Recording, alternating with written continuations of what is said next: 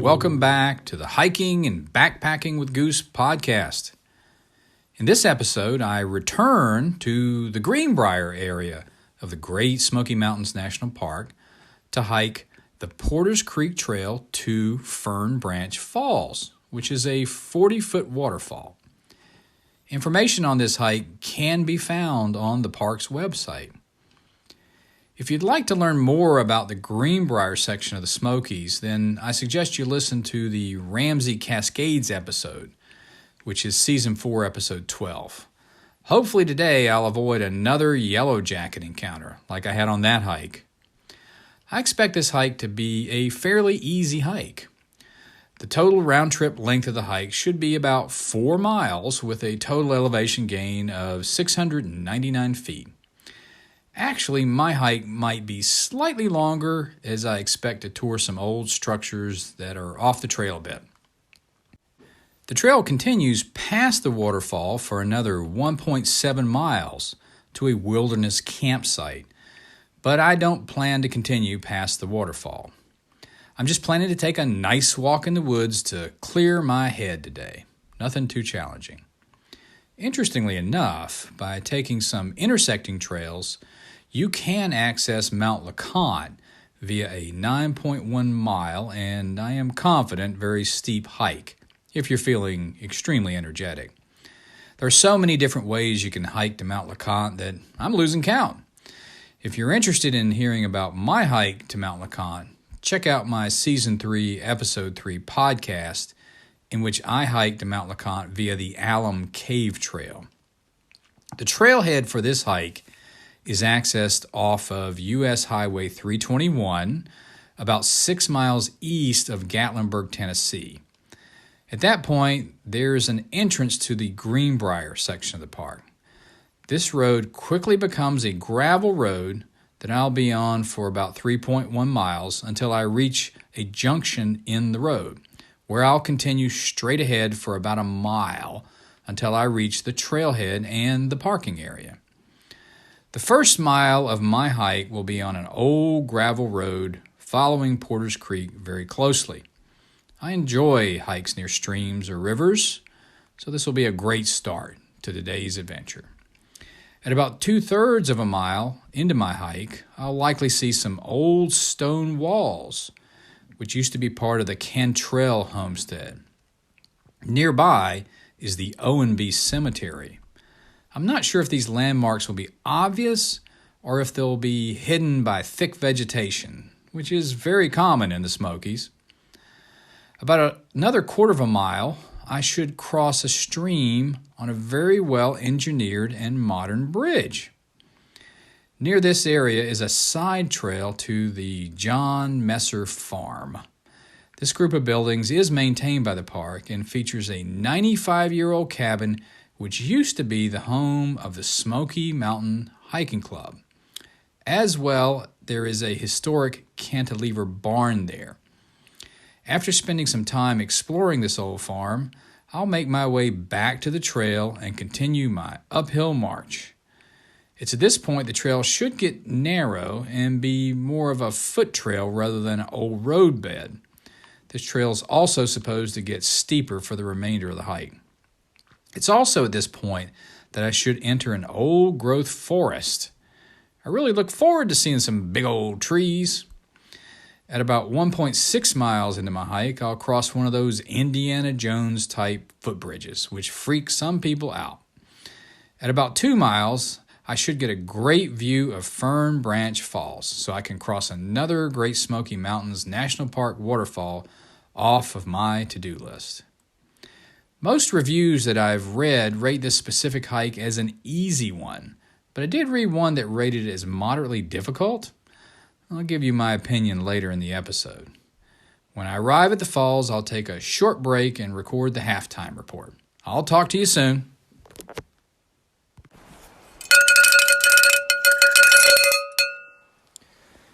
It's the halftime report on Porters Creek Trail.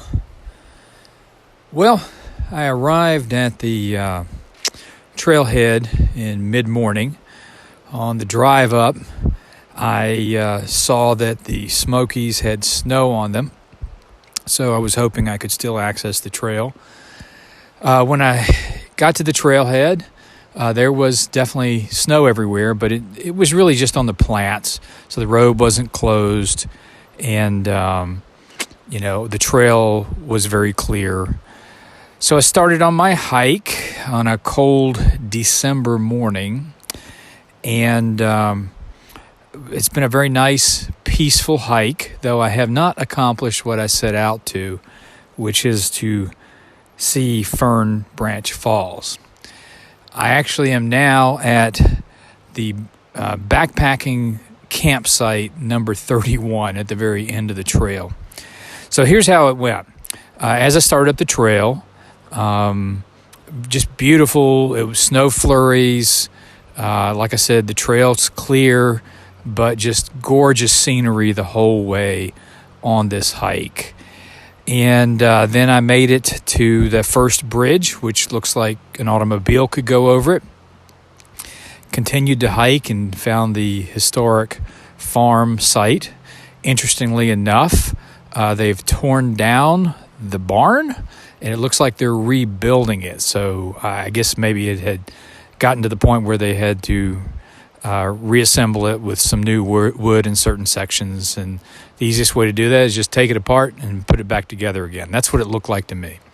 The cabin for the Smoky Mountains Hiking Club, which was built about 100 years ago, is in great condition.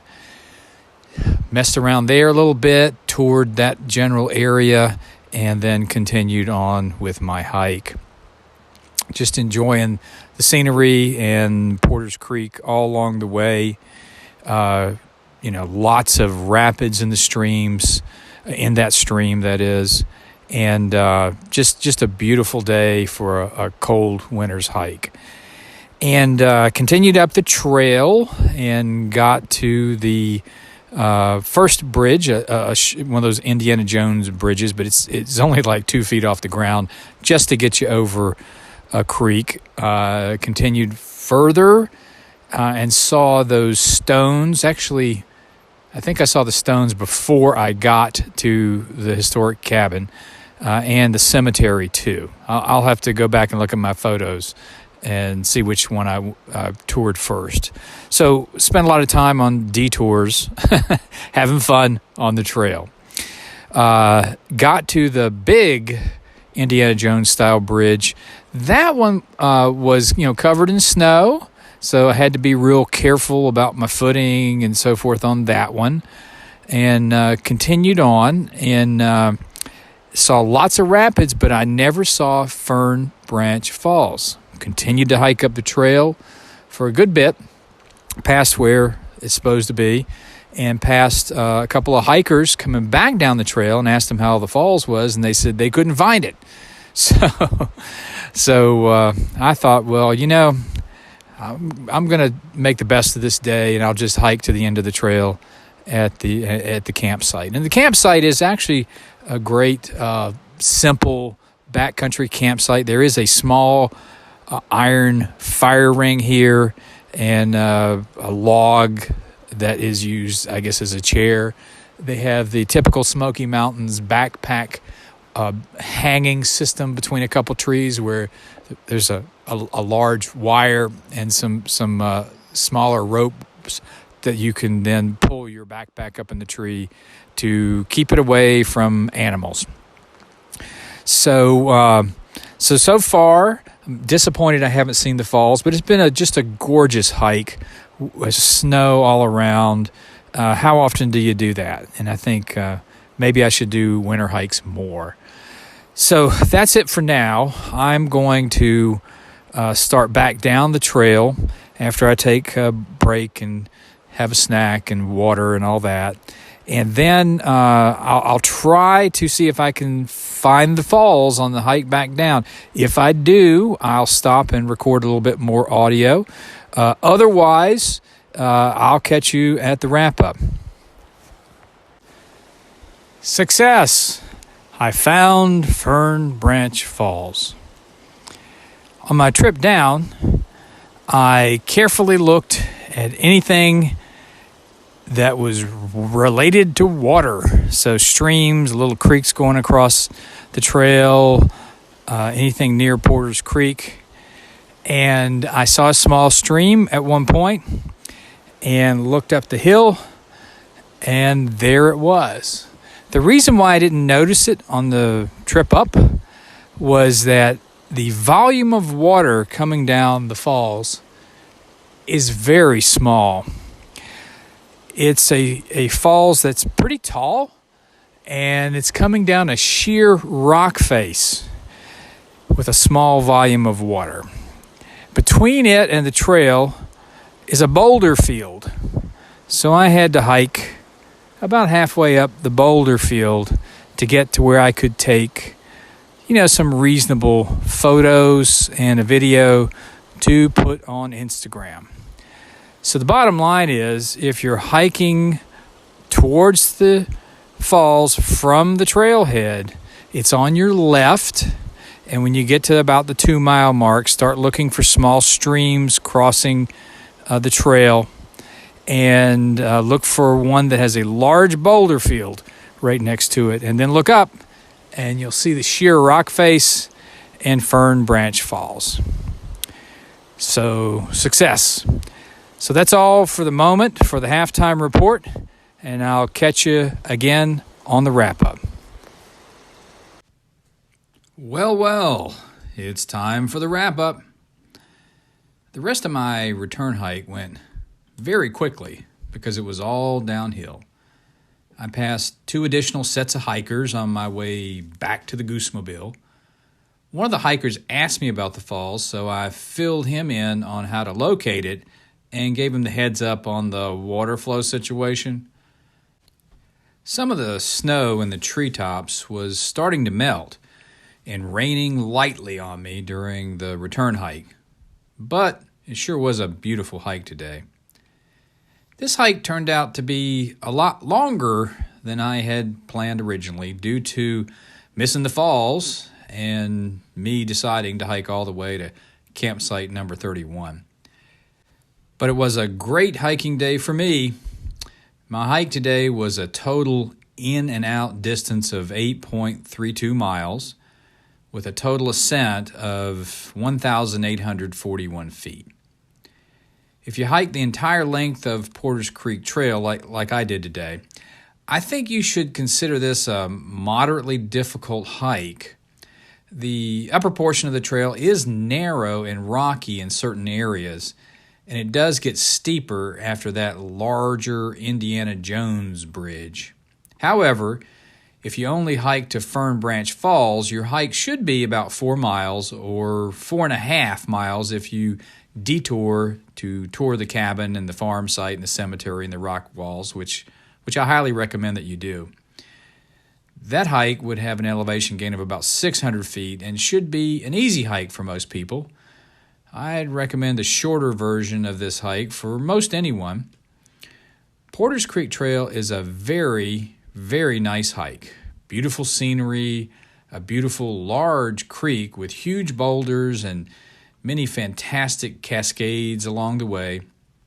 Lots of opportunities for some great photos and videos. But don't expect much from the falls. I had similar waterfall letdowns on Season 1, Episode 2, Lower Yosemite Falls, and Season 2, Episode 9, Rainbow Falls Trail. I think the best time to see any of these falls is just after a heavy rainfall or when a heavy snowfall is melting. The water flow over the falls should be more impressive at those times. Do be aware that the gravel road to Porter's Creek Trailhead was rough in some areas, like it hadn't been maintained well. The Goosemobile is an SUV, so I really didn't have any trouble. And I saw a sedan and a hatchback that made it to the trailhead just fine. It should be fine in any car if you take it slowly. Hopefully they'll fill all those potholes very soon. FYI, I'm not sure when this episode will go live, but it won't be this winter, as I have quite a backlog of recorded audio from a bunch of hikes that I need to edit and produce and post. I guess I like hiking more than all the work of producing the podcast, and I've gotten pretty far behind with those responsibilities. So please forgive me if this episode or other episodes post at what seem like weird times of the year. If you enjoy this podcast, please subscribe to it and give it a good rating on the podcast platform that you use. The algorithms, as I've said many times, look for that, and it really does help to expand listenership, which helps me to spread the word about this podcast. Also, please recommend it to your friends who enjoy outdoor activities or hiking. If you like it, they'll probably like it too. Photos and videos taken during today's hike can be found on Instagram, where my name is Goosa Hikin. That's Gooseahikin.